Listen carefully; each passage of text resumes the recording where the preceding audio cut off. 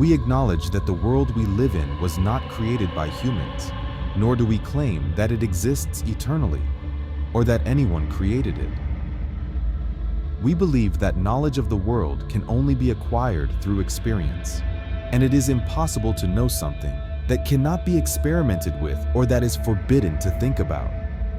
Experience is the key to unlocking the door behind which knowledge is kept, and without it, the path to knowledge remains closed.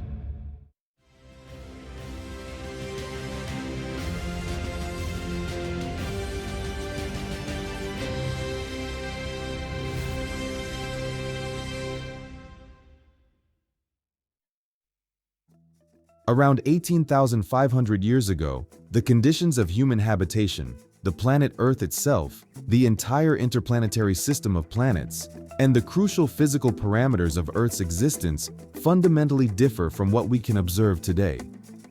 Our interplanetary system of planets, which we now refer to as the solar system, didn't have an asteroid belt, the sun, the moon, and over 50 planet satellites as we know them now. The system included Earth, Mercury, Venus, Mars, Jupiter, Saturn, Pluto, Neptune, Uranus, and Phaeton.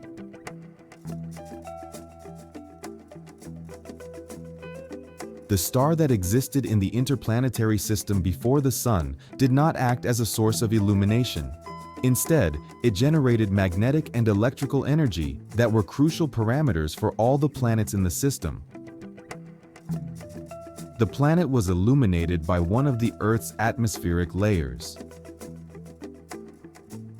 The main physical parameters of Earth before the attack were inclination angle to the ecliptic plane, 25 degrees, now 23.5. Days lasted 48.64 hours, now 24 hours. A year lasted 864 days, now 365 days. Earth's atmosphere height was 12,000 kilometers, now 127 kilometers. The number of atmosphere layers was 18, now 6. Gravitational force was 5.82 meters per second squared, now 9.78. The average temperature was 22 Celsius, without winters. The planet's shape was more like a perfect sphere. Now it's a geoid. Earth's surface layer was, on average, 11 kilometers lower than it is now.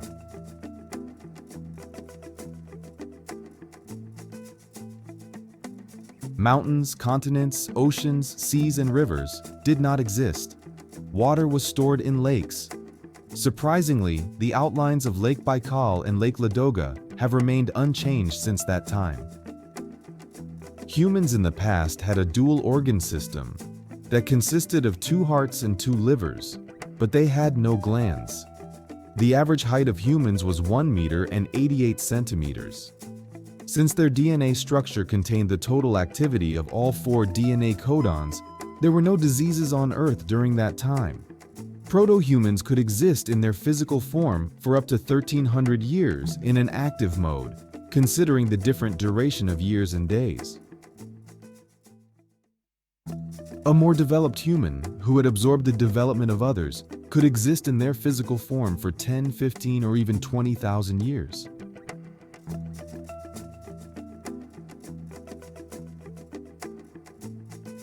Proto-humanity did not have a concept of old age, as even in their advanced years, they appeared to be as old as modern humans aged 40, 45.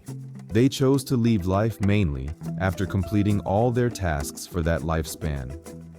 The planet's population was limited to 1,240,000,000 individuals who resided in a strictly defined territory. The rest of the Earth was covered with plant life. Due to the low frequency ranges at which the human brain operates, 2 to the power of 64 oscillations per second, it is not possible to extend biological life beyond 125 years.